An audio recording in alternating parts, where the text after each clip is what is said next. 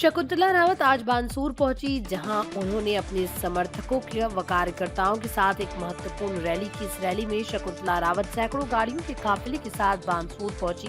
समर्थक व कार्यकर्ताओं ने नारायणपुर के घाटा से बानसूर तक जगह जगह फूल मालाओं से स्वागत किया। शकुंतला रावत ने इस मौके पर कहा कि पार्टी ने चौथी बार मेरे पास पर विश्वास जताया है। ये सब बानसूर की जनता का टिकट है। उन्होंने ये भी जाहिर किया कि वो बानसूर में 5 सालों में कांग्रेस की सरकार में कामों को बढ़ावा देने के लिए काम किए और विकास के कामों को गति दिलवाने के लिए प्रतिबद्ध है। शकुंतला रावत की उम्मीदवारी की घोषणा के साथ चुनावी माहौल बानसूर में गर्माहट से भर गया और इस बार कांग्रेस पार्टी अपनी बढ़त बनाने के लिए जुटी हुई है। विधानसभा चुनाव में शकुंतला रावत का उम्मीदवार चयन कांग्रेस पार्टी के पक्ष से महत्वपूर्ण कदम है और वो अपने चुनाव में मुद्दों पर जनता के साथ जुड़कर चुनाव में महत्वपूर्ण भूमिका निभाने के लिए तैयार है। बानसूर से सतीश शर्मा की रिपोर्ट। वापस अपने क्षेत्र में आ चुके हैं। अब चुनाव की तैयारियां किस तरह की है, किन मुद्दों को लेकर के अब आप जनता के बीच है? वैसे तो मैं पूरे जिस दिन से बानसूर में इलेक्शन लड़ने आई उस दिन से बानसूर ही हूँ, क्योंकि मैं मानती हूँ कि बानसूर ही एक परिवार है।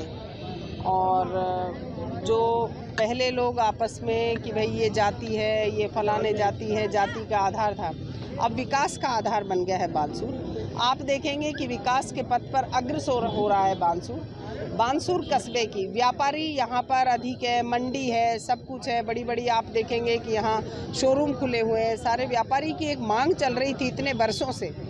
जो मुझसे पहले जो भी जीते, अधिकतर मंत्री रहे या एमएलए रहे, लेकिन सबसे बड़ी मांग थी कि बानसूर कस्बा नगर पालिका बनना चाहिए, जिससे कि जो कस्बे में अंदर जो सड़कें थी, सकड़ी थी या कच्ची थी, आप देखेंगे कि अब नगर पालिका बन गया। सारी सड़कें अंदर कस्बे में पक्की हो रही हैं। और एसीजेएम कोर्ट के लिए लोग परेशान होते थे, बहरोड जाना पड़ता था, वो भी यहाँ पर खुल गया है।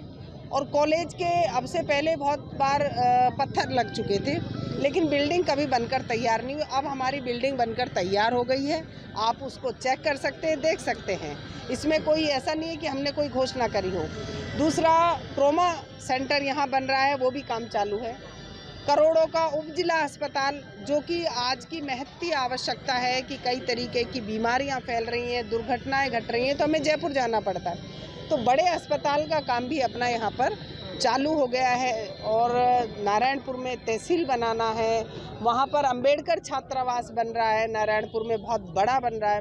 और तहसील बन गया, उपखंड बन गया, पीडब्ल्यूडी के, पीएचडी के सारे हमारे एक्शन ऑफिस यहाँ बानसूर में खुले हैं, डिप्टी ऑफिस खुला है, चौकी खुली है, थाने खुले हैं, स्कूलें क्रमोन्नत हुई हैं, सड़कों के जाल बिछे हैं, पीएससी, सीएससी, तो ये सारी चीज़ें हुई। और